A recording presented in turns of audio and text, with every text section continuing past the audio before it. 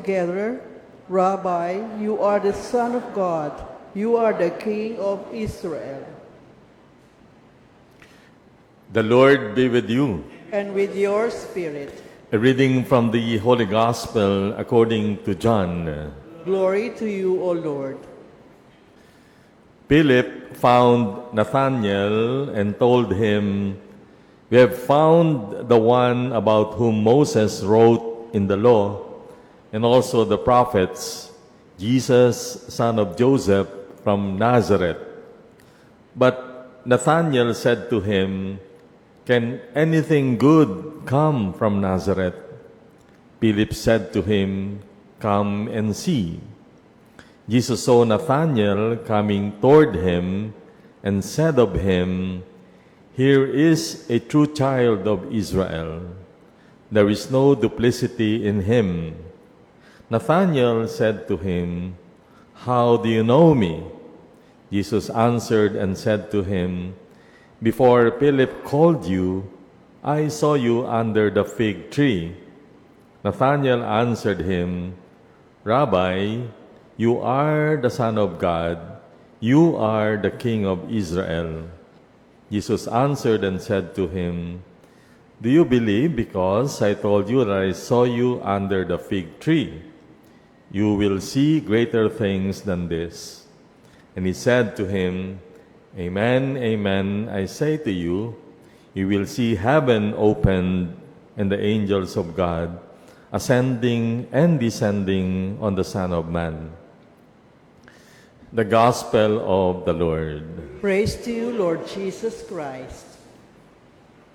So I suggest we reflect not only on Saint Bartholomew, but the apostles, no? Ano ba yung naging papel ng mga apostoles, no? Ating pananampalataya.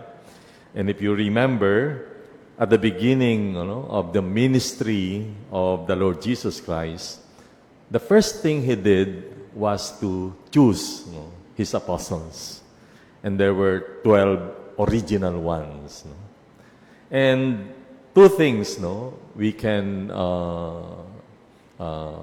see as a message with regards to the apostles. They are our link to the Lord Jesus Christ in terms of lineage. Di ba? So, if we want to claim that we are the church that Jesus Christ founded, one reason or one way to do that is to trace our lineage. Magmula kay Jesus, sa mga apostoles, sa early Christians, up to our time.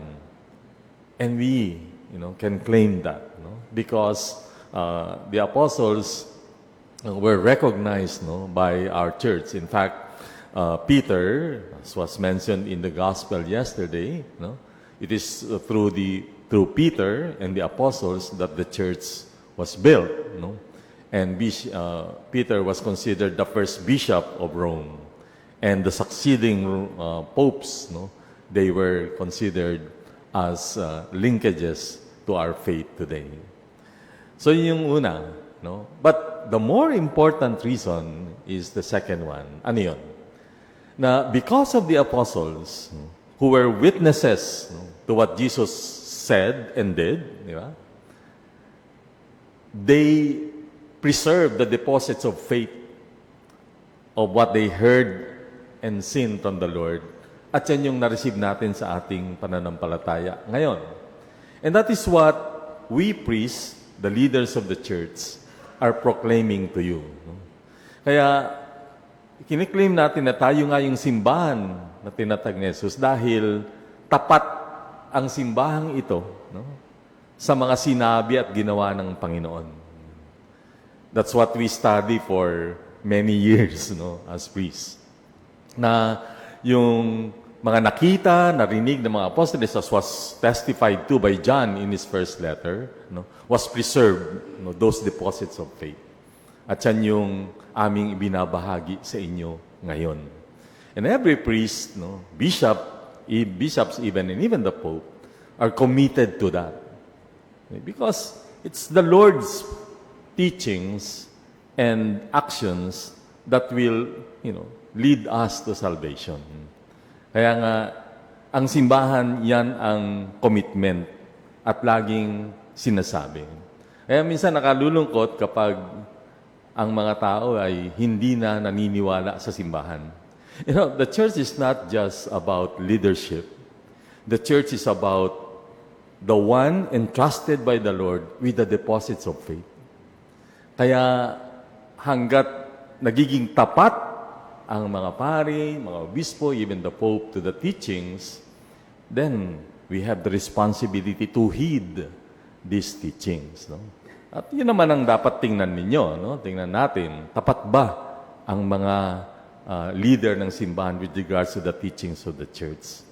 For as long as it is faithful, then we're sure that what we're receiving, what we're hearing, what we are being asked and told to do are from the Lord Jesus Christ. At, St. Paul has a harsh statement against those who will be preaching against the very gospel that Jesus had said and did. Anong sabi niya? Sabi niya, even if you are an angel, if you proclaim a gospel against or not the same as what the Lord Jesus Christ proclaimed, curse on you. Sa Tagalog, baka mas maganda. Kahit anghel ka pa, sabi niya.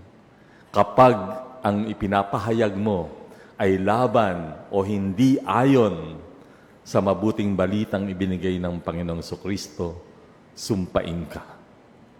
Alam yan ng bawat pari, obispo at even ng Santo Papa. At dapat alam din nating lahat, kung tayo man ay nagpapahayag ng salita ng Diyos at katuruan ng ating pananampalataya, ingat tayo na sana ay hindi laban o saliwa o hindi ayon sa kalooban at sinabi ng Panginoon yung ating tinuturo. So, that's why we celebrate the Feast of the Apostles. Una, we thank the Lord. We thank the Lord for choosing them, and they comprise the initial or the beginning of the church. Pangalawa, it's because of their witnesses.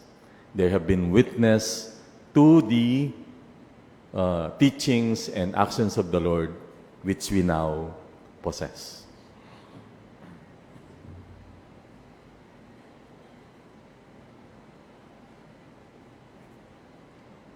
Please stand.